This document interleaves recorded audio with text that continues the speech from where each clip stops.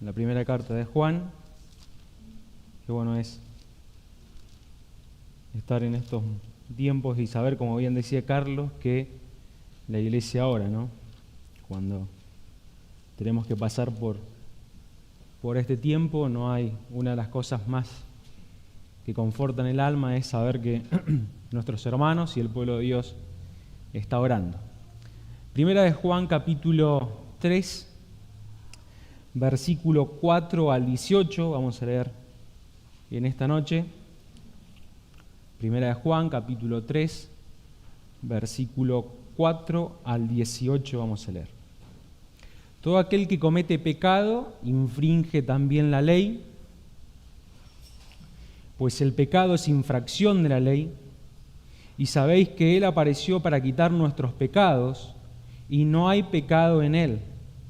Todo aquel que permanece en Él no peca, todo aquel que peca no le ha visto ni le ha conocido. Hijitos, nadie os engañe, el que hace justicia es justo como Él es justo. El que practica el pecado es del diablo, porque el diablo peca desde el principio. Para esto apareció el Hijo de Dios, para deshacer las obras del diablo.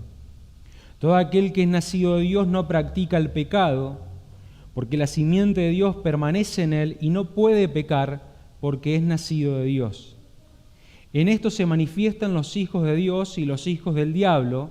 Todo aquel que no hace justicia y que no ama a su hermano no es de Dios, porque este es el mensaje que habéis oído desde el principio, que nos amemos unos a otros.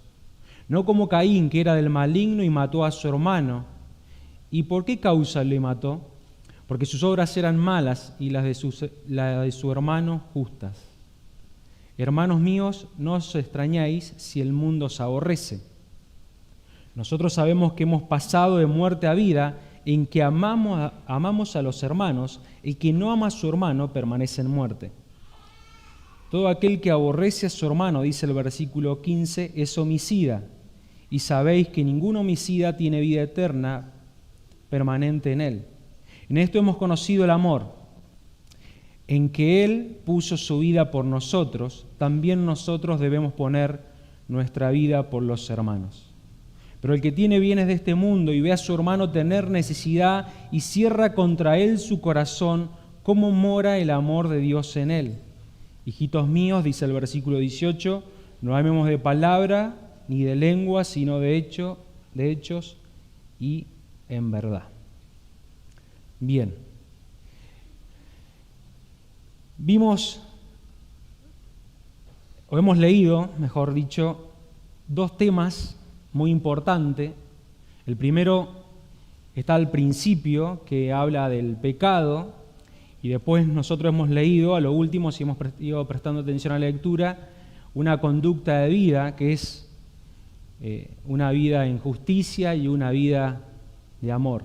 Y estos dos principios marcan dos patrones de conducta, ¿sí? Marcan dos patrones de conducta que marcan de alguna manera nuestra vida. Es decir, que tomemos el patrón que tomemos, de alguna manera se manifiesta en nuestra vida, tanto el pecado, como hemos leído al principio, pero también en los hijos de Dios, el amor.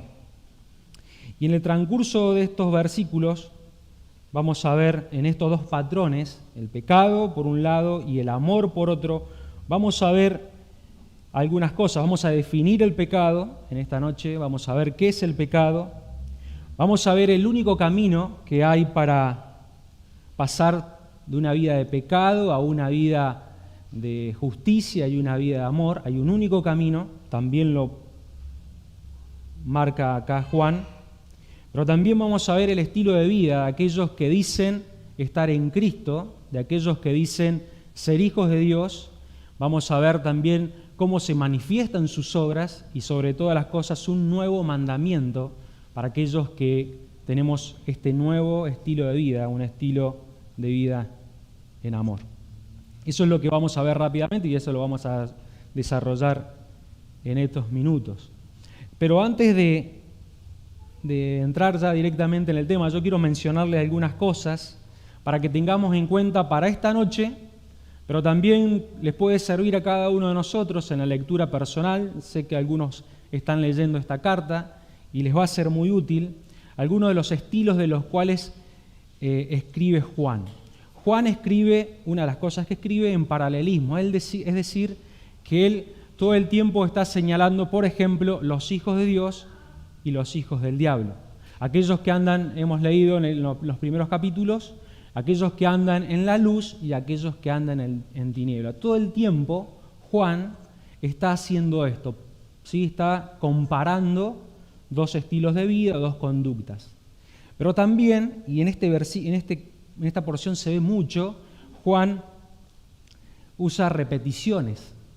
¿Sí? Por ejemplo, nosotros ahí en el versículo 6, en el versículo 9, vuelve a decir y a hablarnos del pecado. Es decir, que Juan quiere que se nos centre bien el concepto, es decir, no tiene problema en repetirnos las cosas para que queden bien marcadas en nuestros corazones. Dicen aquellos que estudian la estructura de la carta que sería como un estilo espiral, ¿no? Que como que todo el tiempo vuelve al mismo tema y va desarrollando así toda esta carta. ¿Por qué digo esto? Porque tal vez a la hora de estudiar y a la hora de considerar nos va a ayudar. Y por último, en cuanto a esta reseña técnica, por así decirlo, vemos que a diferencia de Pablo, que Pablo usa imperativos, es decir, lo que tiene que hacer el creyente, Juan usa muchos indicativos, es decir, lo que hace el creyente, ¿sí?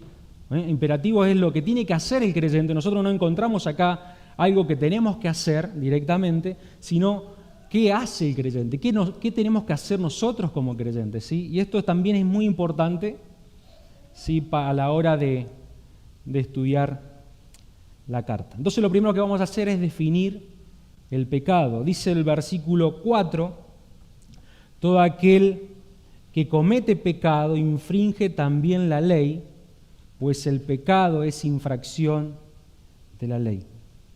Cuando pensaba en este texto, pensaba en el conocimiento que han tenido las personas a través del tiempo del pecado. ¿Sí? Y aun cuando ha sido un conocimiento de concepto, solamente un conocimiento en la mente, no siempre las personas ignoraron este conocimiento, no siempre ignoraron lo que significa el pecado. Ustedes se acuerdan, prácticamente más de 1000 años atrás, cómo la gente la iglesia se aprovechaba de este concepto de pecado cobrando las indulgencias, es decir, cobrando por el perdón de los pecados. ¿Sí?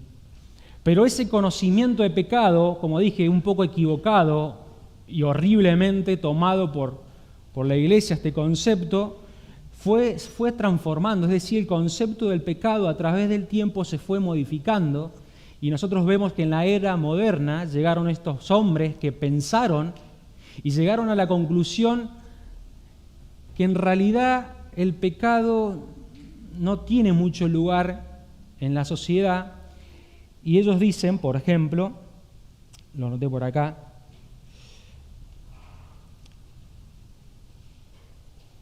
que el hombre en sí es un ser bueno, ¿sí? Estos hombres allí en 1800 llegaron a la conclusión que el hombre en sí es un ser bueno y que si tiene algunos comportamientos equivocados, es producto que no se ha desarrollado, es producto que no se le ha enseñado. Pero como nosotros sabemos, el hombre siempre fue de continuo al mal. Es decir, estas formas de pensar, esta forma de ver de un punto filosófico el concepto de pecado, no hacía que el hombre cambiara su conducta. Entonces llegaron a la conclusión, bueno, el hombre sigue pecando, o el hombre sigue teniendo estos comportamientos. Ya la palabra pecado no tenía lugar en la definición en cuanto al comportamiento del hombre. Y ellos dijeron, bueno, en realidad, ¿sí?, el hombre es el producto de su entorno. ¿Sí? El hombre actúa así porque algo seguramente le pasó, tanto en su familia, en la sociedad, fue marcado por algo. Y esta doctrina tiene mucho peso aún en la actualidad, por las leyes, por las normas. ¿Sí? El hombre es una víctima. Cuando nosotros queremos meter la definición de pecado en este concepto filosófico, no tiene lugar. El hombre es producto de lo que le ha pasado. Es la consecuencia de lo que ha vivido. La palabra pecado no tiene lugar. Y después llegamos al tiempo en la actualidad, algo que está como una avalancha, así como una bola de nieve que avanza rápidamente, que es el relativismo. Es decir, que el concepto de pecado, ¿quién dice? ¿Quién define la palabra pecado? Entonces, se ha determinado, estos pensamientos, que nosotros como sociedad tenemos que ir construyendo lo que está bien y está mal. Y no nos tenemos que quedar, sino que tenemos que avanzar y tenemos que cambiar y tenemos que modificar. Modificamos el lenguaje, modificamos la percepción del género. Es decir, no nos podemos quedar, tenemos que como sociedad ir creciendo, ir desarrollándonos. Y obviamente que la definición de pecado queda algo abstracto, algo que se usó en otro momento, algo que era al principio, como dijo una vez, hablando con una persona, eso era para asustar. Cuando nosotros llegamos al capítulo 3, versículo 4, Dios define lo que es el pecado. Y pensaba en esto y el concepto que ha tenido la sociedad y cómo ha sacado la palabra pecado de la definición de las conductas del hombre, porque pensaba en este versículo. A través de todos los tiempos, y específicamente Juan, prácticamente 2000 años, la palabra de Dios no ha cambiado y llega y llama a la conducta errada del hombre pecado. Y no ha cambiado. Es decir, que si yo abría mi Biblia hace 200 años, la definición de pecado estaba acá. Y si yo abría mi Biblia hace 500 años, la definición o de lo que Dios determinaba como pecado estaba acá. Yo pensaba, cuando meditaba en este versículo, qué maravilla, qué bendición que tenemos los hijos de Dios, que podemos abrir la Biblia y leer lo que Dios dice y cómo Dios define el pecado. Y dice que Dios lo define así: todo aquel que comete pecado infringe también la ley. Y dice, ¿qué es el pecado? Pues el pecado es infracción de la ley. ¿Cuál ley? ¿Sí? Todo el tiempo nosotros de alguna manera quebrantamos la ley. Muchas veces a mí me ha tocado, estaba sacando la cuenta hoy, en 4 oportunidades quebrantar la ley de tránsito. ¿Sí? Y eso tiene una paga, me hicieron una multa. ¿Por qué? Porque quebranté, o por lo menos me vieron cuando quebranté la ley de tránsito. La ley que habla este pasaje, obviamente que no es la ley de tránsito, no es la ley puesta por los hombres, es la ley de Dios. Es la ley de Dios. Y la ley de Dios es su voluntad escrita. Dios ha dejado plasmada su voluntad en este libro, en su ley, en su palabra. Y lo que ha hecho el hombre, o lo que nos hemos encargado de hacer como hombres, como parte de esta sociedad, es quebrantarla, infringirla todo el tiempo. Romanos capítulo 3, versículo 23, un conocido versículo, porque Juan dice, todo aquel que comete pecado, y Pablo habla el abanico y dice, por cuanto todos pecaron, por cuanto todos han infringido la ley, por cuanto todos han ido en contra de la voluntad de Dios, dice, y están destituidos de la gloria de Dios. Dios hace una radiografía en Génesis capítulo 6, versículo 5. Y mira al mundo y mira a las personas y ve mucho más allá de lo que nosotros podemos mirar, porque mira el corazón, y él dice, y vio Jehová que la maldad de los hombres era mucha en la tierra, y que todos los designios del corazón, de los pensamientos del corazón de ellos, era de continuo solamente al mal. Esto es el pecado, infringir la voluntad de Dios, hacer lo que Dios o a lo que Dios no le agrada, errar al blanco. Ahora, como dijimos que esto era un patrón para nuestra vida, Y si hay algo en lo cual estamos todos de acuerdo en esta noche, que cada uno de nosotros en un momento en su vida se encargó de infringir esta ley. Como dice Pablo, por cuanto todos pecaron. Este ha sido y es tal vez en esta noche el patrón de tu conducta, es el patrón de tu vida. Vivís pecando. Porque como vamos a ver, no hay otra alternativa para muchos de los que están en esta noche tal vez. Ahora, como dije en la introducción, este patrón de vida, o para salir de este patrón de vida, solamente hay un camino. Y Juan lo dice. Juan, capítulo 3, versículo 5.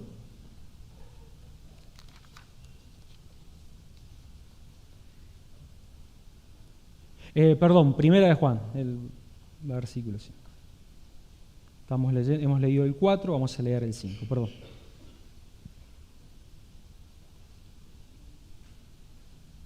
Vamos a ver que el único camino de una vida de pecado para pasar a una vida de amor, de justicia, es Cristo. Dice este versículo, y sabéis que Él, Cristo, el Señor, apareció para quitar nuestros pecados y no hay pecado en Él. Dice, ahora sí, Juan capítulo 1, versículo 29. Es lo que Juan el Bautista dijo del Señor cuando lo vio. Al siguiente día vio Juan a Jesús que venía a él y dijo, he aquí el Cordero de Dios que quita el pecado del mundo. Volviendo a primera de Juan, capítulo 3, dijimos que íbamos a ir viendo algunas repeticiones. Nosotros vemos ahí en la segunda parte del versículo 8, nuevamente el motivo por el cual vino Cristo. Dice la segunda parte de este versículo, para esto apareció el Hijo de Dios, para deshacer las obras del diablo. El autor a los hebreos, ustedes lo pueden leer de acá arriba, nos habla cuáles eran estas obras. Hebreos capítulo 2, versículo 14 al 15. Así que por cuanto los hijos participaron de carne y sangre, Él, Cristo, también participó de lo mismo, para destruir por medio de la muerte al que tiene el imperio de la muerte, esto es, el diablo, y librar a todos los que por el temor de la muerte estaban durante toda la vida sujetos a servidumbre. El pecado y la paga del pecado, o sea, la muerte, es el gran problema de los seres humanos, de aquellos que se conducen o aquellos que nos hemos conducido de acuerdo a este patrón de pecado. Pero como bien dice el versículo 5 y parte del versículo 8, aparece Cristo. Y Juan nos dice ¿para qué? En primer lugar, para quitar nuestros pecados. Dice también, para esto apareció el Hijo de Dios, versículo 8, para deshacer las obras del diablo, es decir, la muerte. Como dije, el pecado y la muerte siempre ha sido nuestro gran enemigo, siempre ha sido aquello que nos conducía por este patrón de conducta al mismo infierno. Y me encanta porque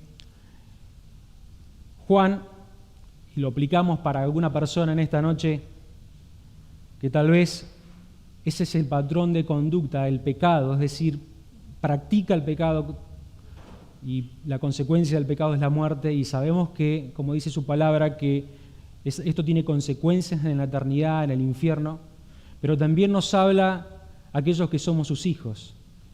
Y pensar, y en esta noche quiero que cada uno medite en esto, nuevamente en el Evangelio, nuevamente en la gracia de Dios, porque un día nosotros vivíamos de acuerdo a este patrón. Nosotros en otro tiempo nos conducíamos de acuerdo al pecado, pecábamos porque era, como vamos a ver, era nuestra naturaleza.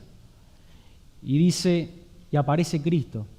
Y en nuestra historia de vida aparece Cristo, como si Él hubiera muerto exclusivamente por mí, cargando y quitando del medio aquellos pecados que me conducían al mismo infierno.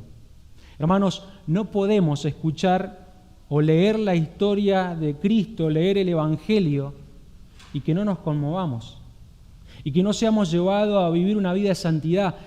Lo primero, una de las cosas que Juan se encarga en toda su carta es de despertar y desafiarnos a mirar nuestra vida y realmente a decirte, ¿realmente sos cristiano? Bueno, si hay algo de esto en este versículo es esto: no puedes mirar la cruz, no puedes mirar al Señor Jesucristo y decir una vez más, escuchamos el Evangelio. Porque si para vos es una noticia vieja, este Evangelio glorioso, hay algo que anda mal. El cristiano tiene que, obviamente no para salvación, ¿no? Pero el cristiano tiene que escuchar como cantamos, como si fuera una nueva historia, como nos conmovimos la primera vez que escuchamos el Evangelio que transformó nuestra vida. Así tiene que ser la experiencia, porque cuando escuchamos a Cristo, lo plasmamos en santidad. Bien, hemos definido qué es el pecado, infringir la ley. Hemos visto que el único que nos puede sacar de ese patrón es Cristo. Y quiero hablar también de el estilo de vida de estos hombres, de aquellos que decimos estar en Cristo, decimos que hemos sido regenerados por Él, y aquellos que no han sido regenerados por Él. Dice el versículo 6. Ya los próximos versículos vamos a ir un poquito más rápido, solamente quiero detenerme en esto. Todo aquel que permanece en Él no peca. Dice el versículo 7, hijitos, nadie os engañe, el que hace justicia es justo, como Él es justo. Bueno, la pregunta en esta noche es, ¿quién no peca? ¿Sí? ¿Quién no peca? Todos pecamos. Entonces, el que peca no permanece en Él. Bueno, este versículo ha traído mucho conflicto, muchas veces por una mala interpretación, porque el mismo Juan dice en el capítulo 1, versículo 8, si decimos que no tenemos pecado, nos engañamos a nosotros mismos y la verdad no está en nosotros. Es decir, que si yo digo que no tengo pecado, a esta pregunta, ¿quién no peca?, yo ya he pecado, soy un mentiroso.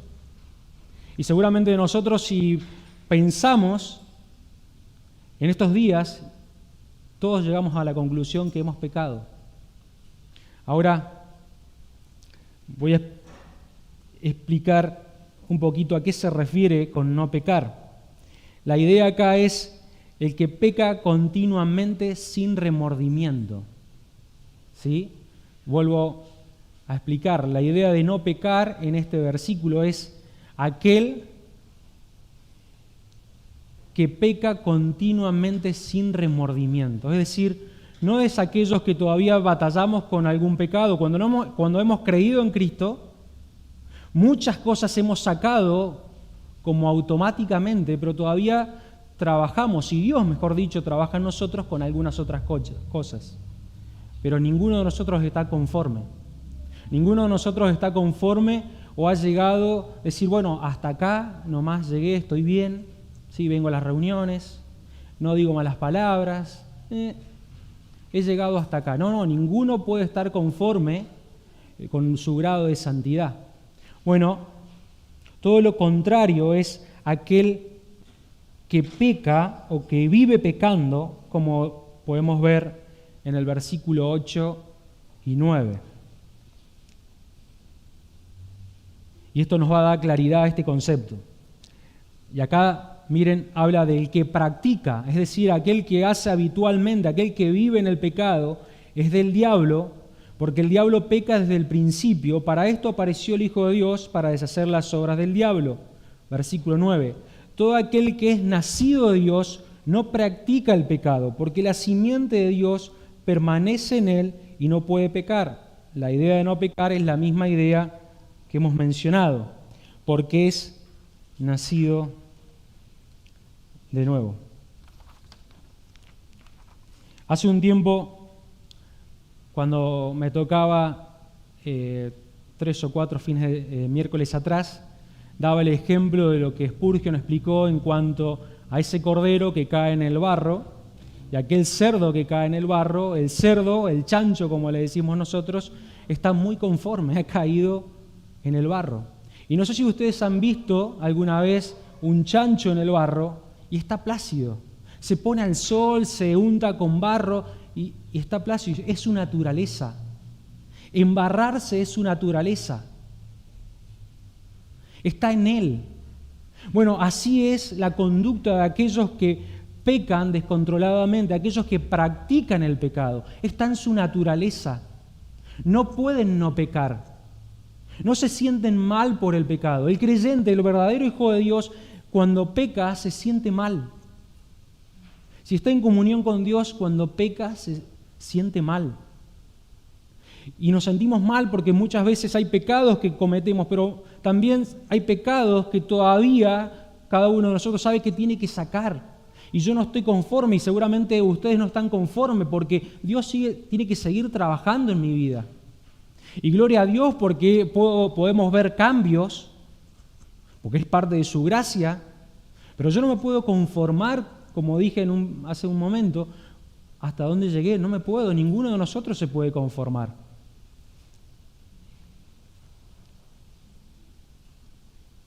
Ahora, aquellos que se relacionan de esta manera con el pecado, con esa conducta de vida, tarde o temprano se manifiesta. Y eso es otra de las cosas que Juan nos habla acá.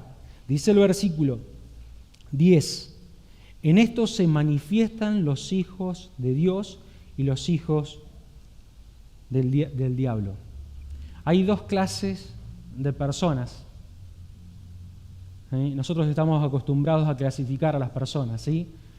Clase alta, clase media y clase baja. Y qué tristeza, ¿no?, ver aquellas personas que están en clase baja y están sin los recursos necesarios para poder sobrevivir. Es una tristeza. Pero hay otra tristeza que es mucho más que la clase media, clase alta y clase baja, que es lo que dice acá. Juan hace dos clasificaciones de personas y tal vez en esta noche tendrías que determinar en cuál de las dos estás. Llama a unos. Versículo 10. En esto se manifiestan los hijos de Dios y los hijos del diablo. O sos un hijo de Dios o sos un hijo del diablo. No se puede jugar. No hay alternativa. Nosotros los humanos aún, y lo dije la otra vez y hoy vuelvo a decirlo, muchas veces nosotros queremos, aún los creyentes, cometemos el error de poner grises. Y decimos, esa persona está ahí para convertirse, está ahí, le falta solamente ser cristiano, porque después tiene una conducta intachable. Después es una buena persona. Como bien dice siempre Helmut, no hay grises. O es hijo de Dios o es hijo del diablo. Y si esa persona no se convierte hoy y pasa la eternidad, va a ir al mismo infierno. Por eso tiene que ser alarmante, y como hijos de Dios, y lo que intenta hacer Juan en toda su carta es despertarnos. ¿A quién? A las personas no, a todos no, a los hijos de Dios.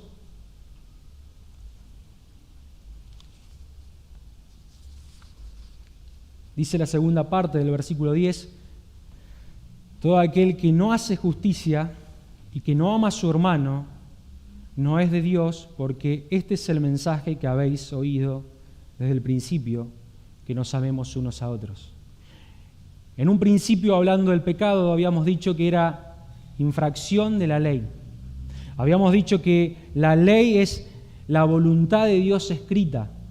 Y cuando nosotros vamos allí a Éxodo capítulo 20, nosotros vemos que los primeros mandamientos son con respecto a Dios, pero no mucho después Dios da unos mandamientos con respecto al prójimo, con respecto a los hermanos, al hombre. Y ese mandamiento antiguo, o ese mandamiento que se dio en otro tiempo, ahora se ha hecho un nuevo mandamiento. Juan, voy a leer capítulo 13, versículo 34 al 35. Un mandamiento nuevo os doy, que os améis unos a otros, como yo os amado, que también os améis unos a otros. Y dice, en esto conocerán todos que sois mis discípulos. Podríamos decir o leer, como bien está diciendo Juan en la primera carta, en esto se va a manifestar, en esto van a demostrar que somos hijos de Dios si nos amamos los unos a los otros. ¿Se acuerdan allí en Mateo cuando el Señor le responde a este hombre y él le dice, bueno, el primer mandamiento es amar a Dios con todo tu ser. Y el segundo mandamiento, que es súper importante, que es importante como el primero, es amar a tu prójimo. Miren, nosotros, y con respecto a los creyentes estoy hablando en esta noche, que otro tiempo infringíamos la ley, ahora tenemos que cumplirla. ¿Cuál ley? La ley de amar a nuestros hermanos. Porque si yo digo que amo a Dios, si yo digo que soy un hijo de Dios y aborrezco a mi hermano, estoy mintiendo, no soy un hijo de Dios. En esta noche la palabra no asusta. Mi idea y la idea de explicar la palabra no es asustar. Pero yo te pido que cada uno de nosotros pueda reflexionar cuál es la conducta que tengo hacia mis hermanos. Porque ¿cómo voy a amar a Dios al que no he visto si no amo a mi hermano al cual lo veo todos los días? Yo no puedo odiar a un hermano y decir que amo a Dios. Y nos da un ejemplo, el ejemplo de Caín en el versículo 12. No como Caín, que era del maligno y mató a su hermano. ¿Y por qué causa le mató? Porque sus obras eran malas y las de su hermano justas. Hermanos míos, no os extrañéis si el mundo os aborrece. Como los cristianos manifestamos el amor, aquellos que son hijos del diablo, aquellos que son hijos de Satanás, tarde o temprano manifiesta que lo son. ¿Sí? Aquellos que son hijos del diablo, tarde o temprano manifiesta que lo son. Como un árbol. Sí, muchos de nosotros, yo soy, aun cuando he vivido un poco en zona rural, soy medio ignorante de a qué árbol es. Las personas ven y, este es un durazno, duraznero, este es un manzano. Yo soy medio ignorante, pero sí me doy cuenta porque por su fruto. Por el fruto puedo conocer el árbol. Bueno, así es esta manifestación, cuando las personas muestran lo que son. Y yo me imagino a Caín, y me imagino que tal vez pasó su infancia jugando con su hermano. No sé, no lo dice la Biblia, pero lo supongo. Y compartieron, y estuvieron, y pasaron tiempos, y fueron al campo juntos, como dice en ese último episodio. Pero tarde o temprano Caín manifestó lo que era, hijo del diablo. Tarde o temprano manifestó lo que era, hijo del diablo. Lo mismo que Judas. Lo mismo que Judas. Miren, Judas me llama mucho la atención. ¿Ustedes se acuerdan cuando él les quiere decir a sus discípulos quién era el que lo iba a traicionar? ¿Se acuerdan que los discípulos no entendían? Judas era un excelente actor. Estaba con ellos y un día lo escuchaban. No, esto se lo vamos a dar, esto es para los pobres, porque por atrás robaba. La verdad que manifestaba de alguna manera, entre comillas, piedad, pero tarde o temprano manifestó lo que era, traicionando al Señor Jesucristo. Ahora, como dije, hay una nueva ley, y es la ley del amor. Y me encanta porque al Señor Jesucristo, o el Señor Jesucristo, mejor dicho, es alguien que cumplió, como nosotros sabemos, la ley. Y cumplió la ley del amor. En esto, dice el versículo 16, y me encanta esta frase, aquello que no estábamos en nuestra conducta pecaminosa, no estábamos acostumbrados a experimentar, dice el versículo 16, en esto hemos conocido el amor de Dios. Y esto es maravilloso. La idea acá es algo que no teníamos idea, ¿sí? Algo que no habíamos experimentado, algo de lo cual no teníamos idea. Y dice, en esto hemos conocido el amor de Dios. No teníamos idea de lo que era el amor. Y a través de Cristo lo hemos conocido. En que Él puso su vida por nosotros, también nosotros debemos poner nuestra vida por los hermanos. Y tomo el versículo 18. Hijitos, no amemos de palabra ni de lengua, sino de hecho y en verdad. Dios, Cristo, nos demostró su amor en hecho y en verdad. ¿Cómo? En el amor en su máxima expresión, muriendo en la cruz del Calvario. Dios mostró ese amor que no conocíamos, que ignorábamos, lo mostró en hecho y en verdad, muriendo en la cruz del Calvario. Y como dije en un principio, cuando nosotros miramos la cruz, no podemos no amar a nuestros hermanos. Ahora, no tiene que ser en solo palabras. Dice el versículo 17, pero el que tiene bienes de este mundo y ve a su hermano tener necesidad y cierra contra él su corazón. Dice ahí, cierra contra él su corazón. No dice cierra contra él su mano, toma su billetera bien fuerte. No, dice cierra contra él su corazón. Dice, ¿cómo mora el amor de Dios en él? Y aquellos que practicábamos el pecado, ahora tenemos que practicar la ley de Dios, que es el amar a nuestros hermanos. Miren, muchas veces, y la mayoría de los que estamos acá estamos convencidos que Dios no habla por otro medio o de forma mística. Ningún hermano se va a levantar en esta noche y va a empezar a hablar o va a decir, Dios me dijo hoy esto. Pero sí creemos que Dios habla a través de su palabra.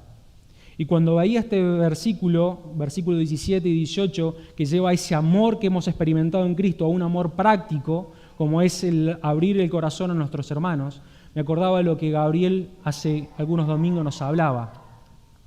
Y nos hablaba del ministerio de las viudas y de los huérfanos o de aquellos necesitados.